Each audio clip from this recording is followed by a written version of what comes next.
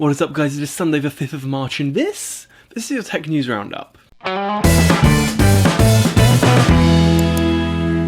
First up, the Nintendo Switch came out the other day, and apparently it's awesome. I'm still not sure whether I want to get one. However, Zelda Breath of the Wild, let's talk about it for a second. It has received rave reviews. Apparently it's harder than Dark Souls, and you'll be dying every 10 seconds.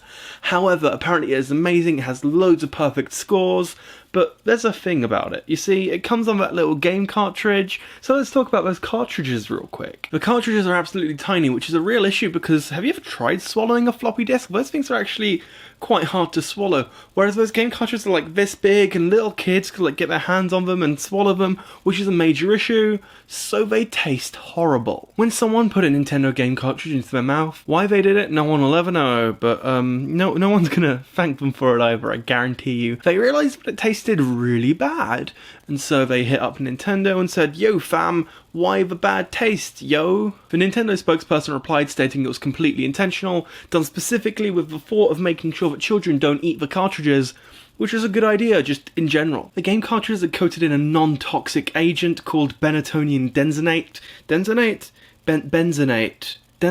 benzenate. This is the same stuff you'll find in nail polish that you use for kids to make sure they don't bite their nails, which clearly doesn't work for me. As a kid, I actually got smart and started washing my hands because I realized that get rid of the stuff. But I do it whenever I'm stressed. It's not a good trait to have, but oh well. It is also very important to note that if you do own a Nintendo Switch, do not under any circumstances buy a skin for the device. Dbrand have been working very hard to test the device to make sure that you can skin it to make it look however cool you want it to. But there's an issue, it's coated in something, and that coating just deteriorates if you leave it on for too long, which is bizarre because Nintendo sell their own Zelda skin for the Switch, and we're not sure whether that has the same effect, so we'll have to wait and see what Nintendo says about it. But for the time being, don't use Dbrand or Slick Wraps or UCub or any of those.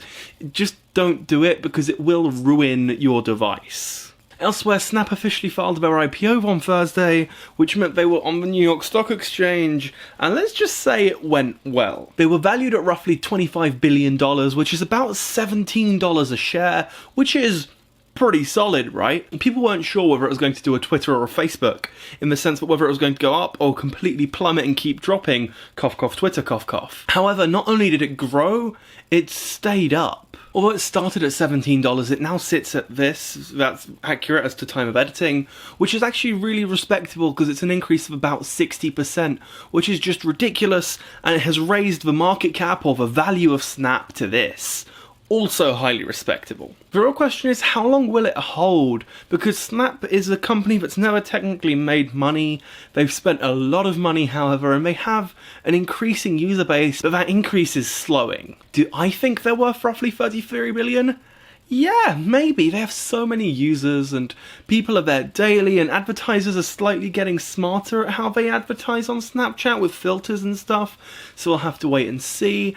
But there isn't a good point to be made in the sense that adults aren't really using it. Kids will move on to a different platform, whether that be Instagram or Twitter. It won't be Twitter. It's definitely not Twitter. And then there are new kids, right? The kids who are currently getting to the age of Snapchat's current users, who will just be using the next thing and not Snapchat. So who are the users for Snapchat going forward? I am, however, highly excited for Snap, and I wish I'd had an American investments account so I could have put money on Snap, because I was fairly certain that it was going to go up. And what was really funny is that if you looked at the conversation happening, most of the people over the age of 25 expected it to plummet, and everyone under 25 expected it to soar, and they were more or less right. And finally, let's talk Ryzen, because why not? Ryzen officially launched on Thursday, March 2nd, and the reviews have been interesting. AMD did an AMA on Reddit, taking questions about more or less everything to do with Ryzen 7. But there's something I want to mention, and it's worth noting that I haven't had the chance to get my hands on Ryzen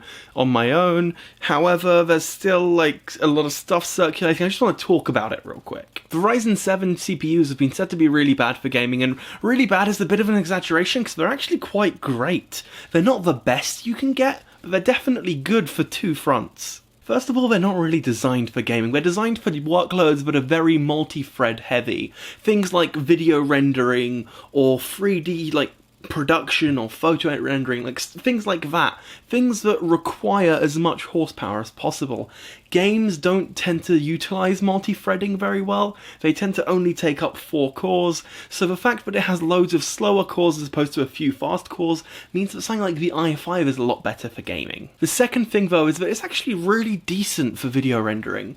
The 8 cores and 16 threads that run into a really respectable frequency means that it's actually really good for video rendering, and it's on par with an i7. For some reason, it seems that Ryzen 7 is very dependent on memory speed, and there seem to be some issues in terms of getting memory to run to overclock memory.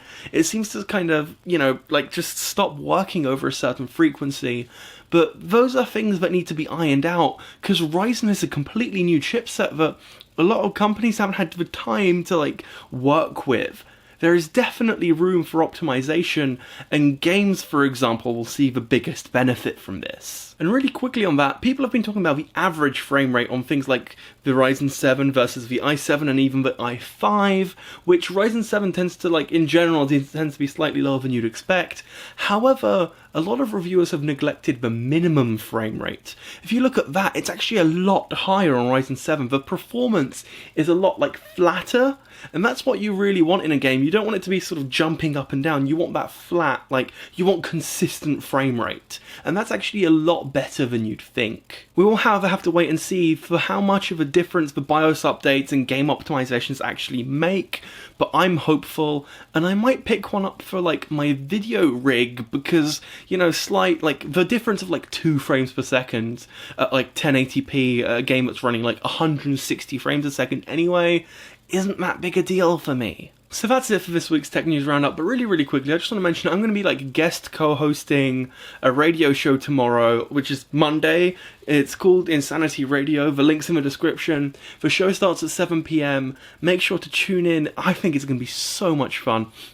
I'm taking the camera with me. I'm going to vlog the entirety of tomorrow. I'm going to record it as well. I might stick the video of us talking on here. I'll have to wait and see. I have to figure it out with them, what they're okay with me doing. But I am really excited for that. So you can come along and see what it's like. Anyway, if you like the video, make sure to click like. If you didn't, I'm not quite sure what you're doing here. However, there is good news. You can click right here to see the previous video, and that's a goodie, trust me. You can also click right here to see what YouTube thinks you'll like most. By the way, the previous video is a giveaway.